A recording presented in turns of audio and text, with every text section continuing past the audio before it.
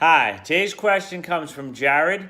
He recently bought my Relax formula, the Adrenal PM Repair formula, and he's loving it. He's doing great. He's getting great night's sleeps. He's waking up with lots of energy. His question is, what is cortisol and why is it important to be lowered? It's a great question. He goes on to say that he bought the formula because of the ad showing that it helps getting good night's sleeps, and he's been having a lot of trouble over the past few years getting good night's sleeps. So he bought the formula, he's happy with it, but now he's wondering what is cortisol and why is it important to lower? Great question. So here's the deal. Cortisol is an adrenal gland hormone that is secreted under times of stress. It's called the stress hormone. And why it's important to lower at nighttime is because cortisol is meant to be higher in the morning to give us some energy. So when we're under stress, when we wake up in the morning, we need a little cortisol to kind of give us that energy, to give us that momentum to do things. However, when we're under stressful situations for too long, then the cortisol level becomes flipped. And instead of being high in the morning time, it becomes high at nighttime. And where the problem lies is what we need to be high at night is melatonin. Now, melatonin is a hormone also secreted by the body's pineal gland, a small gland in the brain. And if the melatonin isn't high enough, it affects our ability to fall asleep. So now there's a lot of companies out there that recommend melatonin for sleep. I do not. I want your body's natural melatonin production to be normalized and for you to make your own melatonin. So that's why it's very important to lower cortisol in the evening time, because if cortisol is too high, that blocks the melatonin production. And therefore, you will have trouble falling asleep. Now, what are some other things that cause cortisol to rise, and what are some things to help cortisol decline? So, exercise increases cortisol. As I said, stress increases cortisol. Having a high sugar diet increases cortisol. Caffeine increases cortisol. So those are all things that boost cortisol levels. So now let's use those things and then figure out some ways to help lower cortisol.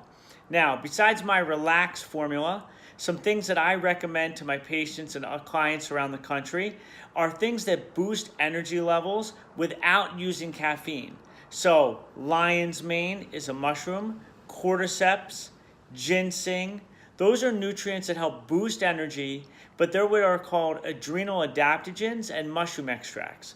Those help stimulate the energy of the body without taxing the adrenal glands and without taxing the system like cortisol or caffeine would to increase cortisol. The second thing is high sugar diets. Make sure you're trying to really cut down sugar and processed foods in your diet. If you could have whole complex carbohydrates such as sweet potatoes, oatmeal, balance in some lean grass-fed meats, fish, nuts, seeds, those are the types of foods that are going to really help balance your sugar levels. Lots of vegetables, and if you have some fruits, that's great. Just moderate it and keep them lower earlier in the daytime. So make sure your diet's really crisp, keep the sugars balanced, and that also will help decline the cortisol levels in your body.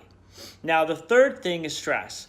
Everybody has stress in our lives. I mean, I have a busy chiropractic and nutrition practice. I run a supplement company, so I understand what it's like to have stress. But you also have to balance that with some mindfulness. Make sure you're taking some moments in the day to relax and to get a breath of fresh air, so to speak. And I love meditation. Yeah, I meditate every day for about 20 minutes. But even if you meditate for 5 or 10 minutes with some nice deep breathing, what that does is it stimulates what's called the parasympathetic nervous system, and that will do wonders at help lowering the cortisol levels and balancing those adrenal glands and getting your body functioning really well.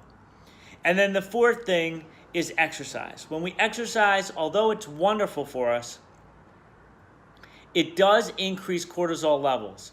So what I recommend is after you exercise, make sure you're doing some light stretching, take some vitamin C, and a post-workout nutrient that I really like called HMB. That also helps increase protein synthesis and will counteract the cortisol production. So those are some of the things I suggest. That's what cortisol is and why it's important to keep lower at night. Hopefully this helps, and obviously if you have any further questions, please feel free to reach out. Have a great night.